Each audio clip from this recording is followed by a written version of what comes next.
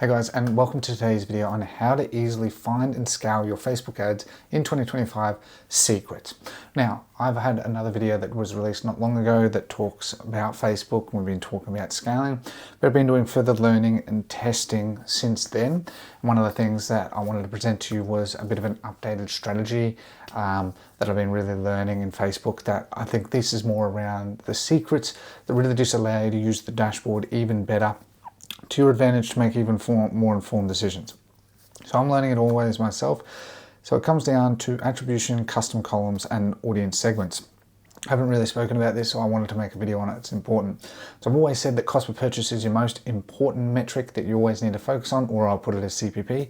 I taught you how to drill down demographics, but I haven't been drilling down on audience segments, and I haven't shown you like how to do the comparison. I just feel this is important to have this so that then you can make informed decisions, whether it's for your clients, for your own brand, whatever it looks like. So as I said, this is a massive oversight for me. I've only been using this recently and it's opened my eyes. And I've already done some changes in the business to really sort of help support that. With that said, so firstly, what you'll need to do is focus on, as I said, you'll need custom columns, cost per purchase, ROAS, cost per add to cart, total purchases, total add to cart, unique link clicks, click-through rate, and cost per link click. Then you can use a breakdown segmentation. I'm going to show you that. 1 day, 7 day, 1 day click, 7 day click, 1 day view. I don't know every specific of them, but basically it allows you to see over a longer period of time when the purchase actually occurred, because sometimes it might actually, that's why you might see some days your attribution is a bit delayed, hence why it's important to understand your attribution. Okay, so it really sort of helps you justify things for your clients, for your own business, especially the 7 day. The 1 day to 7 day really helps give you that full understanding that sometimes it really does take a bit. That's why there's, you don't need all these other third-party tools for the attribution a lot of the times, because if you use this, you're really getting the power of it. It's pretty accurate. This applies for both ad sets and ads. My previous video is the same, where your general rule 3 days. You can extend it to 5 days using this approach. Max is what I would do. I change my ad sets to manual in terms of where I exclude people. You're naturally going to get some overlap of purchases, and I'll show you that in just a moment in the ads manager.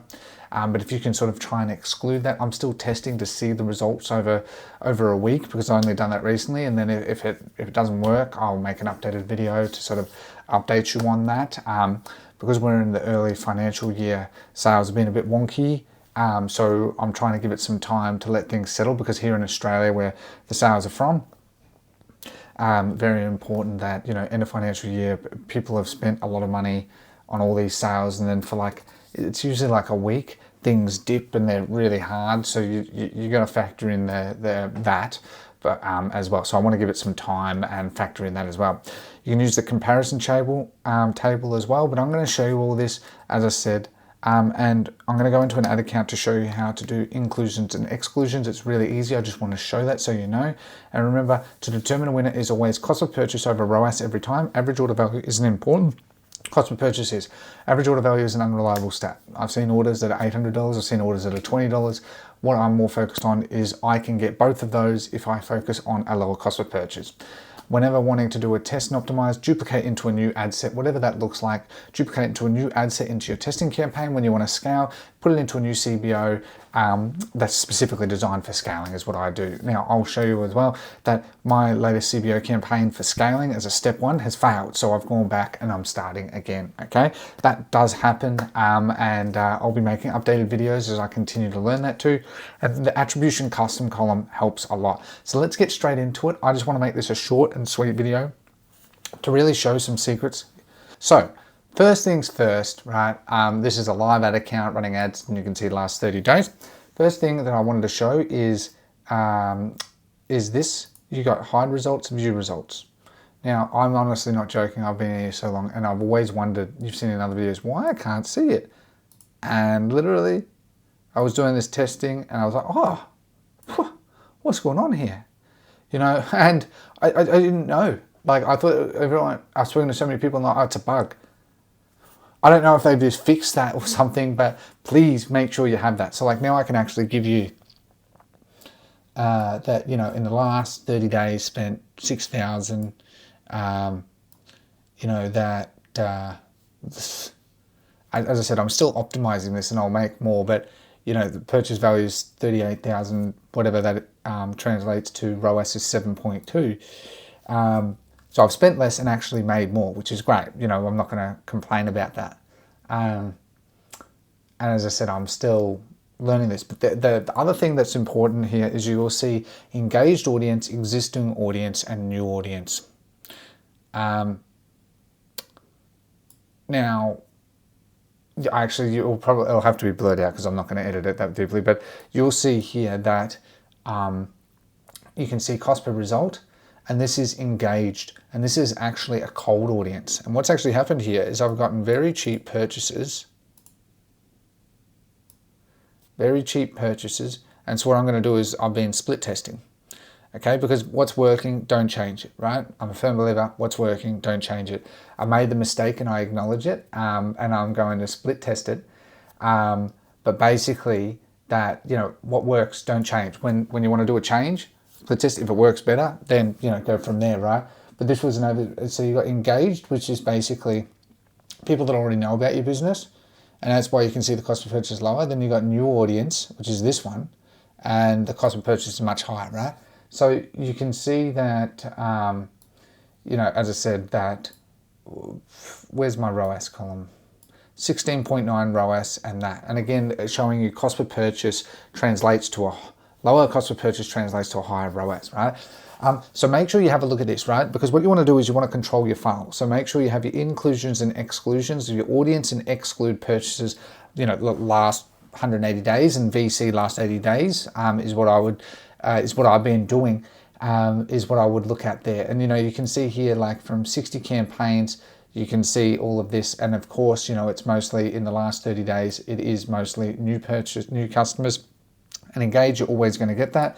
But again, you can see as an overview here, having a closer look, that your cost per result, again, always translates to the lower the cost per result, the higher the ROAS. Now, obviously, it hasn't spent as much, but you get my point, right? So that's why, you know, you need to have your remarketing and stuff in place. So to do this, there's two things, right? You need to do. Firstly, make sure you have compare on, right? I see a lot of people not have compare on, then you'll see the change columns. Secondly, I just type in, I don't know where it is, but I just type in search audience segments, and then you'll see engaged, existing, and new. Engaged are people basically remarketing who haven't bought from you, that know about your business, so go onto your website, engage with an ad of some sort, they know about you already. Existing is pretty obvious, people who have bought from you, probably going to buy again. And then new audience is, as the name suggests, new audience. So very important that you use those two. Makes a massive difference. The other one is the attribution.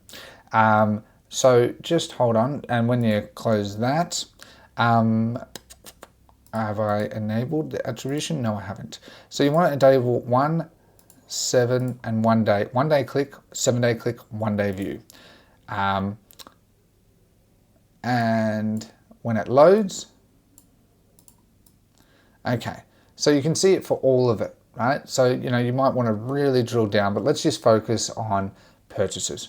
So let's have a look here, right? So if we have a look at this one, this is for engaged people, that you can see actually that what's happened is 1 day click, 1 day, 1 day view, all conversions is 12, 1 day click is 11, and 7 day is 12.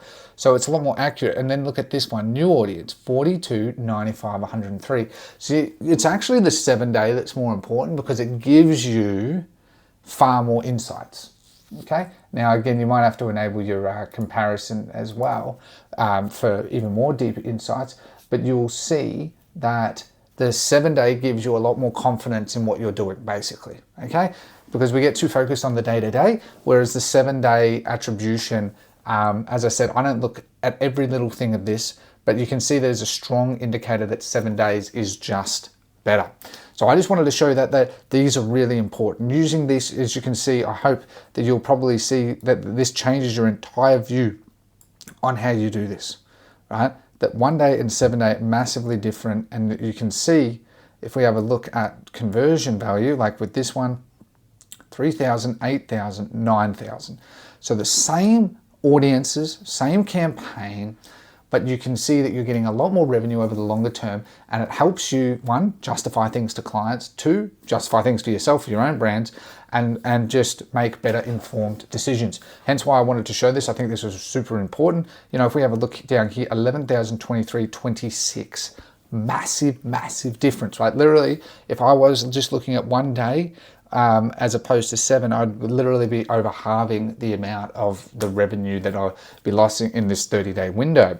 So very important that you keep that in mind when you're running this. And I really wanted to make this that you use the same columns, the same approach, same scaling, but using these updated columns will really help you have the deep level of insights that you need to help with this. Since I've been using it, I've made even more rational decisions. It helps you contextualize focusing on the long term. I've always said that you focus on the long term, and this helps you focus on it. Imagine again, if you're on a Zoom meeting with your team, with a client, whatever, and you're talking about what should our decisions be, well then you're like, okay, my decision, let's look at over the longer term, right? Because looking at day to day, as I said, is unreliable. You look at things over the longer term, and I personally would look at your cost per purchase firstly. I just wanted to sort of show this as an example. This is not really a long video. I wanted to make this short and sweet, but you can see doing the right thing. And then from this, you know, I'm going to run running duplicates where I'm having the exclusions of view content and 180-day purchases, so that I can really target my cold and then do really targeting my remarketing. So it controls my funnel, helps me justify things, and I can scale with a lot more confidence. So these are just a few little secrets I just wanted to sort of show in relation sort of to all of this. And I hope this has been helpful. As I said, don't want to make this too long, but I hope this has been helpful. Have a lovely day. Thanks for your time. Take care now. Subscribe and goodbye.